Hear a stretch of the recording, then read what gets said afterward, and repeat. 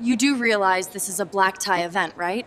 The student coordinator, Madison, looked at my thrift store suit like it was made of garbage bags. The sleeves were a half-inch too short, the pants were shiny from too many washings, and my shoes were the same ones I'd worn to my high school graduation 4 years ago.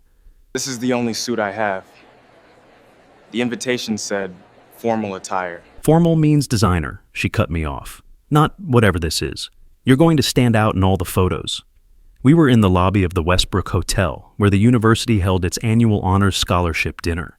200 students, all scholarship recipients, but apparently some scholarships were more equal than others. A group of students walked past in actual tuxedos and evening gowns. One of them, Preston, did a double take. Yo, is that Marcus? Dude, did you rent that suit from a funeral home? His friends laughed. Madison didn't tell them to stop. Maybe you should sit in the back, she suggested. The photographers are focusing on the front tables for the brochure shots. The back tables, where I wouldn't embarrass the university in their promotional materials. I'm actually assigned to table 3, I said, checking my phone. Front section. Madison's smile tightened. Table 3 is for our premier scholarship recipients. Are you sure you're supposed to be there?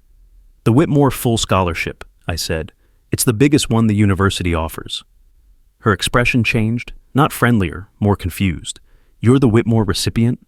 But that's for students with exceptional... She trailed off, looking at my suit again, clearly wondering how someone who shopped at Goodwill could be exceptional at anything. We entered the ballroom. Crystal chandeliers, ice sculptures, servers with champagne. I found table 3 and sat down. The other students at the table, all in designer clothes, went quiet. A girl named Bethany leaned to her friend. Is he lost? This is the Whitmore table. Before I could respond, the Dean of Students, Dr. Patricia Walsh, walked up to the microphone. Good evening, scholars. Before dinner, I'd like to read an excerpt from this year's Whitmore Scholarship essay. The prompt was, how will you change the world? And this student's response was, she started reading. My words. About growing up in foster care, about the group home, about the teacher who convinced me I was worth something. Bethany's mouth fell open. Preston stopped laughing. The student who wrote this, Dr. Walsh continued, her voice cracking slightly, overcame circumstances that would have broken most people, and despite everything, maintained a 4.0 GPA while working 2 jobs. She looked directly at table 3, at me. Marcus Thompson, could you please stand? The entire ballroom turned to look. Madison's face went white. Want to know what Dr. Walsh announced next?